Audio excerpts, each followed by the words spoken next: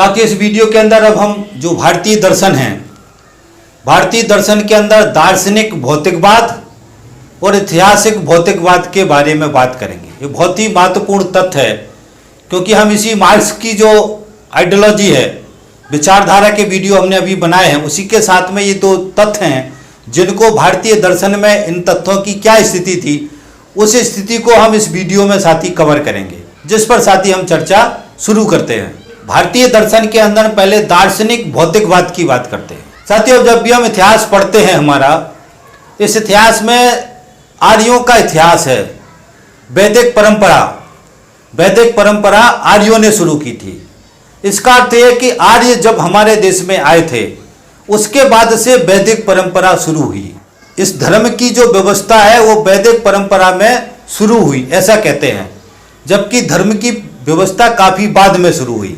मैं अपने वीडियो में दर्शन की सीरीज में समझा चुका हूं। यदि आप इस पूरे विषय को विस्तृत समझना चाहते हैं तो दर्शन की सीरीज के शुरुआती वीडियो सुन लें आप। कि आर्य जब हमारे देश में आए, उसके पहले हमारे देश के अंदर भी एक सभ्यता मौजूद थी, जो सभ्यता हमारे देश में पहले से थी, जिसको हम कबीलाई संस्कृति कहते हैं। और आर्य भी जब शुरू में हमारे यहाँ आए थे, आर्यों के अंदर भी कबीलाई संस्कृति थी, ये हमको समझना है। और उसके बाद से आर्यों ने फिर ये वैदिक जो परंपरा है, इस वैदिक संस्कृति है, इसको पैदा किया धीरे धीरे।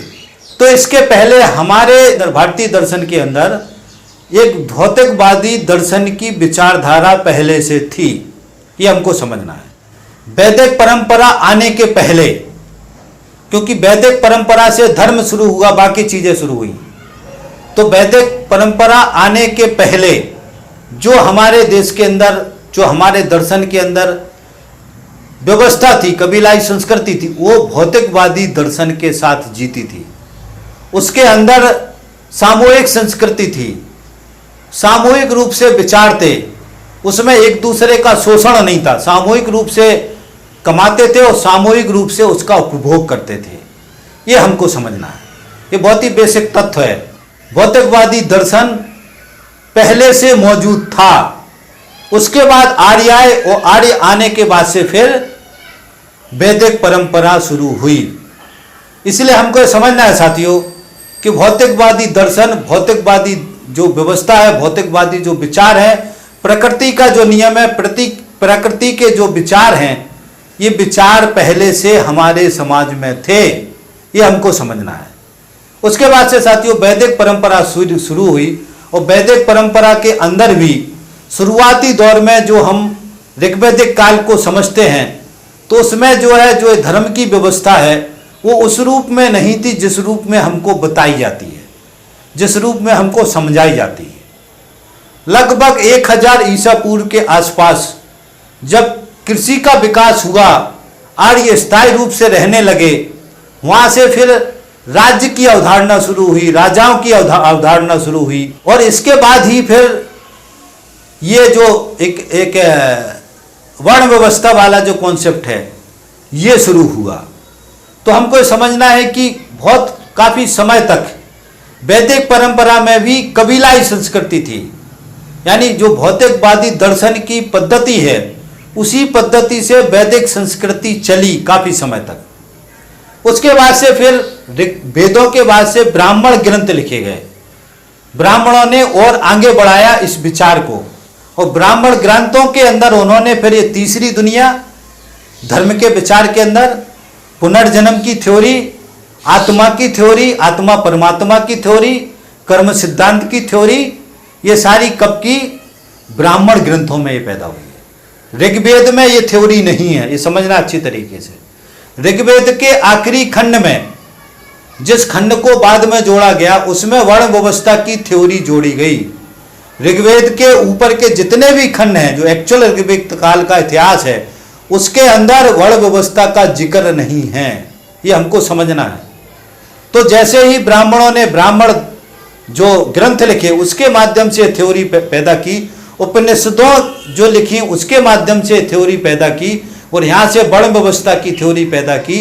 और इसी के साथ में चारवाक का जो दर्शन है, भौतिकवादी दर्शन है, जब ब्राह्मणों ने थ्योरी पैदा की, तो इसी के साथ से ऋषियों का एक वर्ग था, ऋषियों का एक पूरा ग्रुप था, जो ये कहता था कि जो हमारी संस्कृति है, जो भौतिकवादी विचारधारा है, जो प्रकृति का नियम है, सिस्टम है, उसी के आधार पर सृष्टि को चलने दो।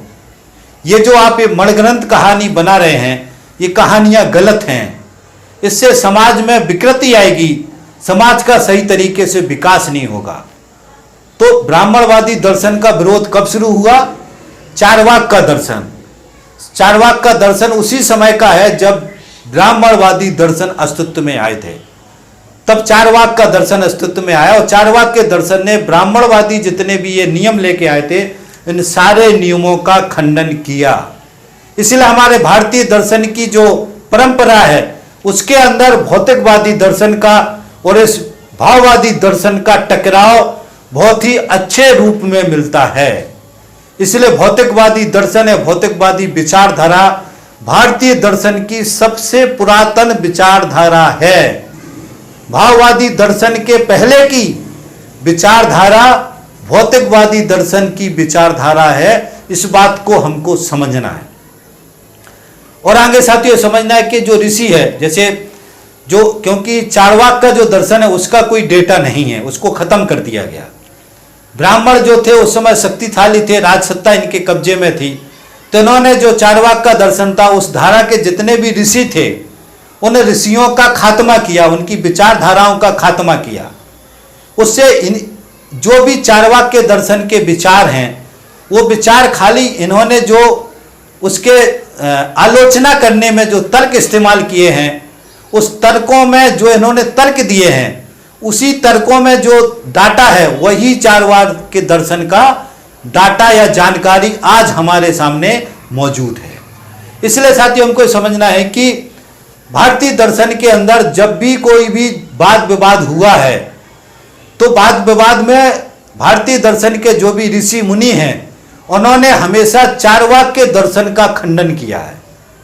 उन्होंने हमेशा चारवाक के दर्शन को गलत कहा है और उसके बाद से फिर अपने दर्शन को सही कहा है। इसका अर्थ यह है साथियों कि चारवाक का दर्शन सबसे पुरातन दर्शन है, सबसे पुराना दर्शन है। जब ब्राह्मणवादी दर्शन के बाद अस्तित्व में आया, इस भौतिकवादी समाज को, विचार को जिंदा रखने के लिए। तो ये एक बात तो ये समझना है साथ, जितना भी हमारे पास रिकॉर्ड है उसके अंदर ये सारी चीजें दर्ज हैं, मगर ये सारी चीजों का जिक्र कोई करता नहीं है। ये बहुत ही हमारी कमी है कि हम भारतीय दर्शन के, भौतिकवादी दर्शन की विचारधारा को जनता के सामने और दुनिया के सामने नहीं ला पा रहे। इस कमी को सही करना है। तो एक बात साथियों ये समझना जो बहुत ही महत्वपूर्ण है। इसके बाद साथियों जैसे ही ब्राह्मणवादी दर्शन का विकास हुआ, उसी तरीके से भौतिकवादी दर्शन का भी विकास हुआ। चारवाक का दर्शन जो सांख्य का दर्शन था, यह भी समझना है साथियों, जो षट दर्शन कहे जाते हैं, जिनको आज की तारीख में आस्तिक दर्शन कहते हैं, आस्तिक और नास्तिक दर्शन कहते हैं, जिसमें आस्तिक जो दर्शन है जिनको षट दर्शन कहते हैं, उन दर्शनों को यदि हम पढ़ते हैं तो हम ये पाते हैं कि इन सारे दर्शनों की थ्योरी वैज्ञानिक है, विचारक है, तर्कपूर्ण है, मगर इस थ्योरी के अंत में उन्होंने एक कोई चीज ये कह दिया कि हम वेद को मानते हैं। या तो उन्होंने दबाव में कहा, या ये बाद में हमारे जो ब्राह्मणवादी दर्शन के लोग हैं उन्होंने इसको बाद में जोड़ा इन दर्शनों के अंदर। दो में से एक कुछ है, क्योंकि ये भी समझना है कि दर्शन जो है पहले लिखे नहीं गए, वेद पहले लिखे नहीं गए, उस समय लिखने की पद्धति नहीं थी। ये भी ध्यान रखना, ये बहुत ही महत्वपूर्ण बात है। ये दर्शनों का लिखने का जो परंपरा, वो मौर्य साम्राज्य जो आया था, जो बुद्धिस्ट आए थे, बुद्धों के समय से थोड़ा बहुत शुरू हुआ था, मगर जो है व्यवस्थित रूप में मौर्यों के समय के बाद शुरू हुआ। और व्यवस्थित रूप में जो गुप्ता काल आया था 300 ईस्वी में, उस गुप्ता काल के समय में सारे संस्कृत भाषा में जो भी जितने भी ग्रंथ हैं, ये सारे ग्रंथ लिखे गए। तो उस समय तक के ग्रंथों को सुन सुना के चलते थे, लिखते नहीं थे। एक ने दूसरे को सुना दिया, दूसरे ने तीसरे को सुना दिया, तीसरे ने चौथे को सुना दिया। इस पद्धति को यदि हम आज समझते तो हमें पाते हैं कि इस पद्धति से बात बदलती है।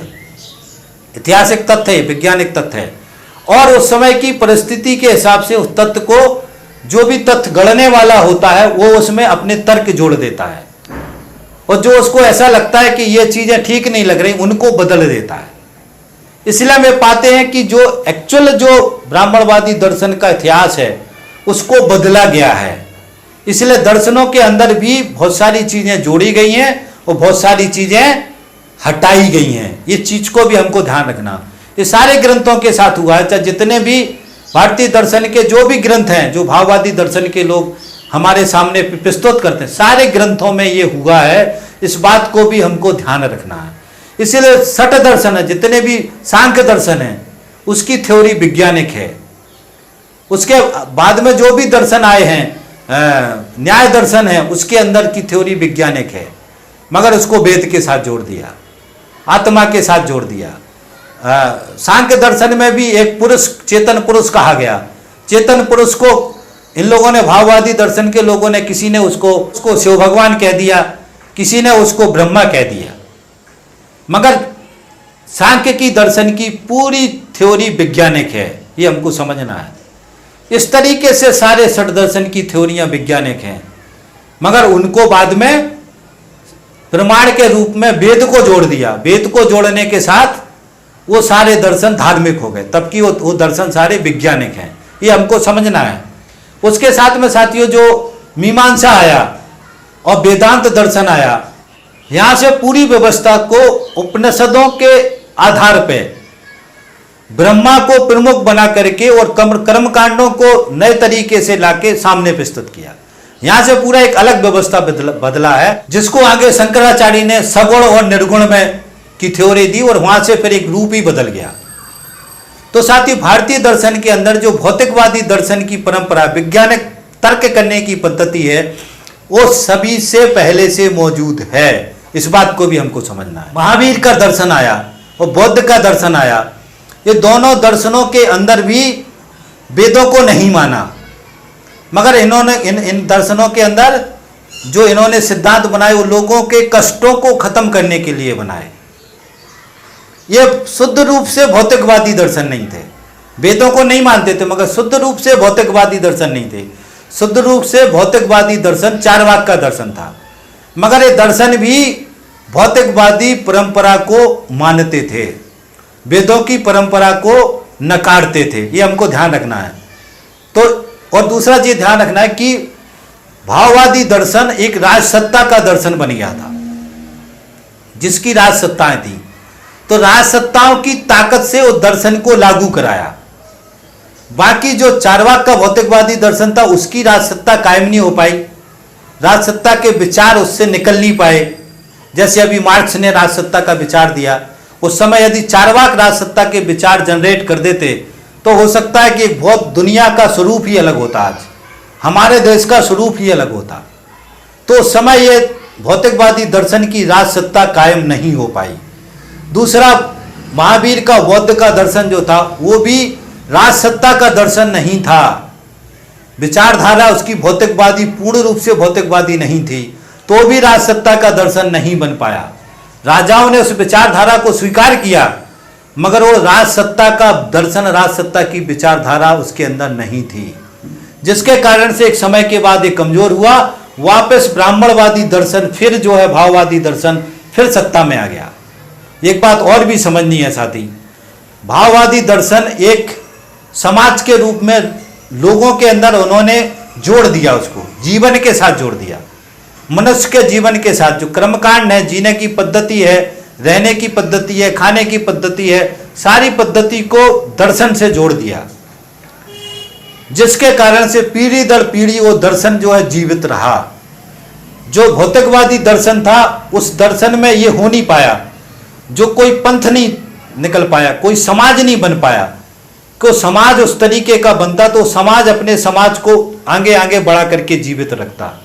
तो ये भी नहीं हो पाया, एक चूक थी, जिसके कारण से या ये परिस्थिति रही होगी कि ये पैदा नहीं हो पाया, जिसके कारण से भौतिकवादी दर्शन और भौतिकवादी जो विचारधारा है वो उस रूप में आगे नहीं बढ़ पाई। तो इन तर्कों को भी हमको ध्यान रखना है कि भौतिकवादी जो दर्शन है वो कमजोर क्यों हुआ हमारे भारतीय दर्शन के अंदर, और जो भाववादी दर्शन है वो मजबूत क्यों हुआ।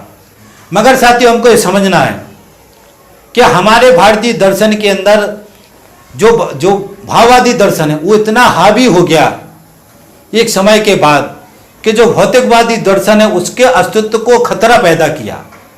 यदि मार्क्स ने ये थ्योरी नहीं दी होती दुनिया के अंदर तो शायद भौतिकवादी दर्शन का जो विचार है वो हमारे देश में भी बहुत कमजोर होता, क्योंकि चारवाक को कोई नहीं पढ़ता।